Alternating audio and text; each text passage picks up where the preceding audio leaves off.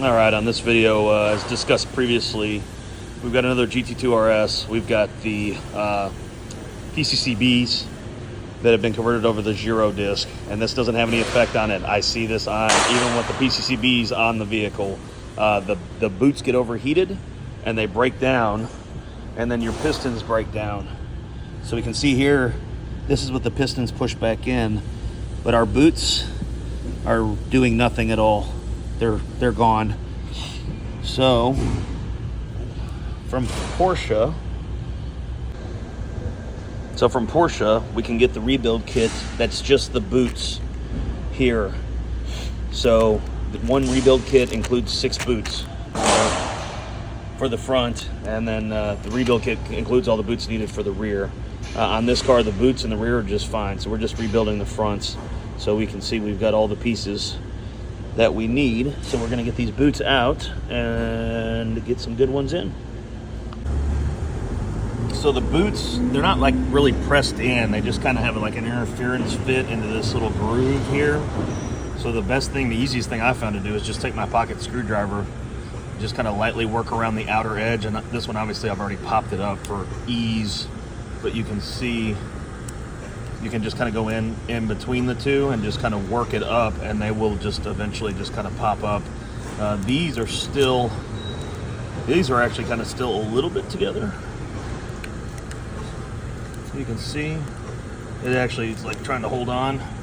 And then with the part that gets left over,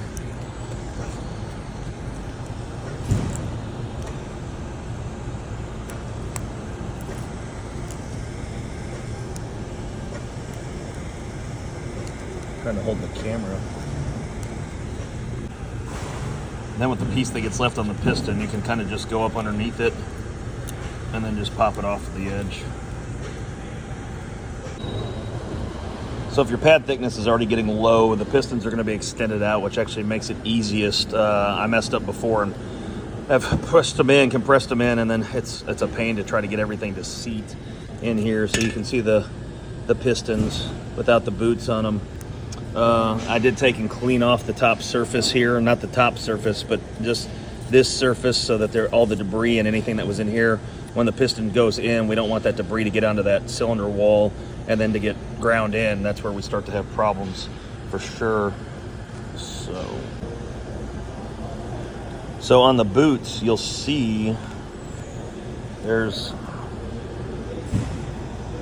that lip that needs to drop into the groove that's on the pistons.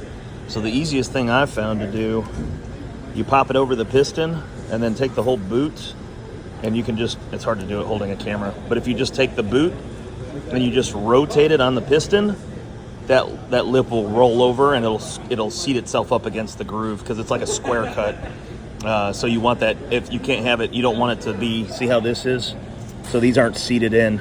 Like this is in the hole, but it hasn't seated itself. So if we leave it like that, I mean, it may eventually seat itself, but we don't want to ship it that way. So like I said, I found that if you just take and rotate this, just kind of spin it, the lip will like roll over and seat itself. You can see our nice, pretty new boots installed on here. And we can see our pile of old, worn out, destroyed boots. Also, for my technicians, guys, put the nut back onto the hub, because I don't understand the people that stick a glove over it. You've got the nut, it looks way more professional. It keeps anything from getting on you. You don't waste the glove, and it looks way more professional. Just PPB's 2 cents, but I for sure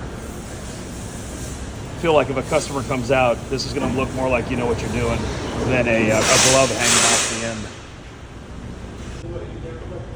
All right, so that's basically the short and the long of it. It's so easy, anybody can do it. Going off of our wrench measuring system, I put this, I don't know, like 3. If you've got a brake bleeder, like an at-home brake bleeder, which you can get off of Amazon, and you got some basic hand tools, and you got some time, you can definitely get these off, pop the boots off, and do that repair on your own. The one thing I do recommend, and even all my technicians out there, your brake line, your hose, the brake line, the solid steel brake line that's here, this gets bent all the time. You can see even this one's got a little bit of a kink right here. We need to be taking the two 10 millimeter. There's a 10 millimeter bolt on either side of the upright here. It's super easy to get to. You take that loose and it loosens up this entire this line, so that whenever you're trying to get the caliper off, you're not bending this line. I've had a couple cars come in that had actually started to spring a leak or had a very small split right there in the line from people not taking the time to take these bolts off. The easiest thing to do is get like the Spiegler 6-line system, and you replace this hard line with a steel braided line, and then you can get the caliper off with the studs on there. You can just slide it off and not have tension against anything. But if you don't have that, the guys don't have that, you've got to be careful with this line. We don't need to bend this line. We need to take our time and do it correctly. So that's it. The boots are replaced, going back together, and the left lane is for high-speed traffic and passing only.